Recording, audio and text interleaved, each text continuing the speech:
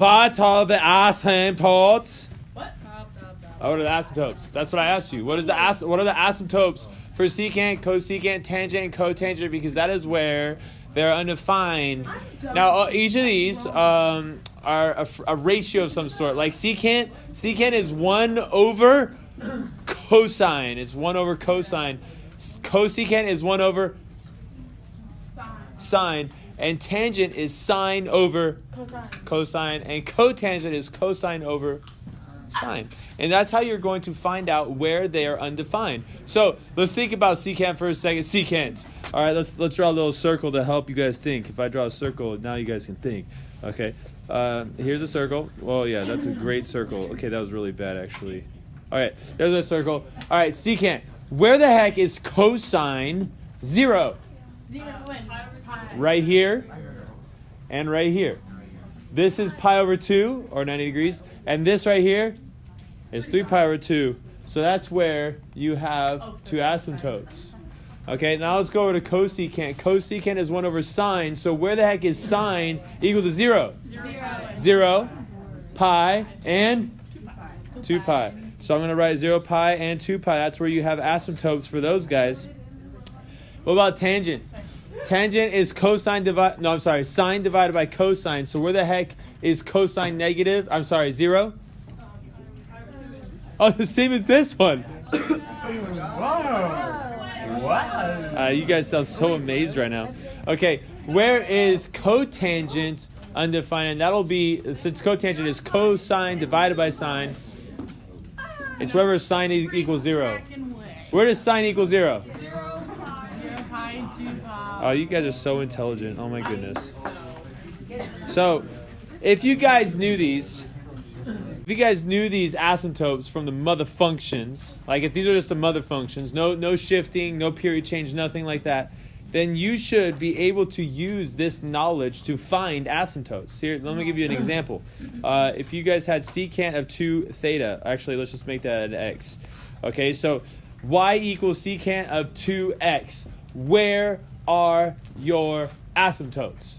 Okay, and this is what you're asking yourself. What does x have to be to make everything inside right here equal to pi over 2? What does x have to be inside of here to make the inside equal 3 pi over 2? So how can we use algebra to find our asymptote? Can you guys do that right now on your paper? So if you guys are using algebra, you would have went 2x equals pi over 2. Then you divide both sides by 2 or multiply both sides by 1/2, you get pi over 4.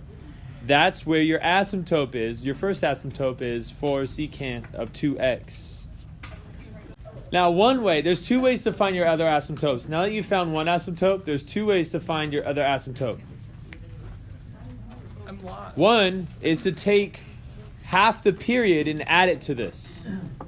What is the period of secant?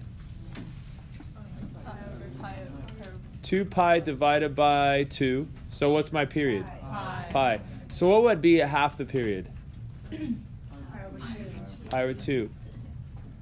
So I would take pi over 4 and add half of pi, because that'd be half the period, which is pi over 2. And that would give me my next asymptote. So I found common denominators right here, and then I get 3 pi over 4. These are your 2 asymptotes. There's more asymptotes. What can I keep adding to 3 pi over 4 to find my other asymptotes? Yeah, half pi or 2 pi over 4. I can keep adding that to find my next asymptote. Okay. The other way to do it is to still just use algebra to find your next one. Is take 3 pi over 2 and set it equal to 2x. And then you solve that. We get 3 pi over 4. The same thing that we got down here when we added half the period. This is our period. This is adding half the period. I'm going to quickly draw the mother function of secant just so you guys can remember. This is the mother function. This is going from 0 right here, to 2 pi. And I'm going to talk about mother functions in a second. This is what the mother function looks like for secant. And my asymptotes right here are pi over 2 and 3 pi over 2. But what if the period was just pi, like what we got right here? Then the end right here would be pi, not 2 pi. And then what would these asymptotes be? it would be pi over 4 and 3 pi over 4. Oh, that's it for that.